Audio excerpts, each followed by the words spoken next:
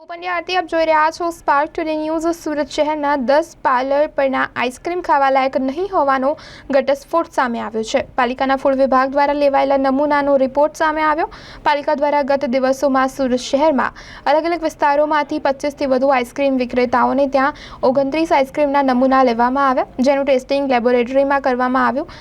29 પૈકી 10 નમૂના ફેલ સાબિત થયા છે, જેમાં મિલ્ક ફેટની માત્રા 10%થી ઓછી હોવાની સામે ટોટલ સોલિડની માત્રા પણ 36% ઓછી મળી છે। ત્યારે જે નમૂનાના રિપોર્ટ સામે આવ્યા, જેમાં અલગ અલગ વિસ્તારોમાંથી લેવામાં આવ્યો, જેમાં આઈસ્ક્રીમ ખાવા લાયક નહીં હોવાનો ઘટસ્ફોટ સામે આવ્યો છે। Deputy commissioner health and hospital Shri અને આરોગ્ય અધિકારી શ્રીની સીધી માર્ગદર્શન અને સૂચના હેઠળ સુરત મહાનગરપાલિકાના અલગ અલગ ઝોનમાં આઈસ્ક્રીમનું વેચાણ કરતી તેમજ ઉત્પાદન કરતી સંસ્થાઓમાં ફૂડ વિભાગના ફૂડ સેફ્ટી ઓફિસરો દ્વારા નમૂના લેવાની તેમજ તપાસણીની કામગીરી કરવામાં આવી હતી।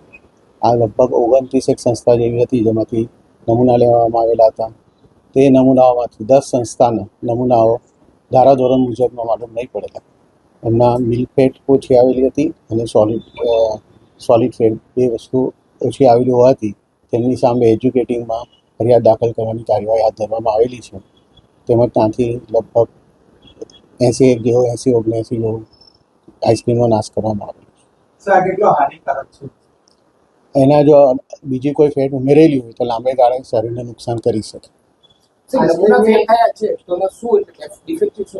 મિલ્ક ફેટ ઓછી હતી અને ટોટલ સોલિડ જે હોય તે ઓછું હતું। આઈસ્ક્રીમની અંદર મિલ્કનું પ્રમાણ કેટલું હોવું જરૂરી છે અને આ જે 10 સંસ્થાઓમાંથી આ જે મળી આવ્યું છે તેમાં મિલ્કનું જે પ્રમાણ છે કેટલું ઓછું છે?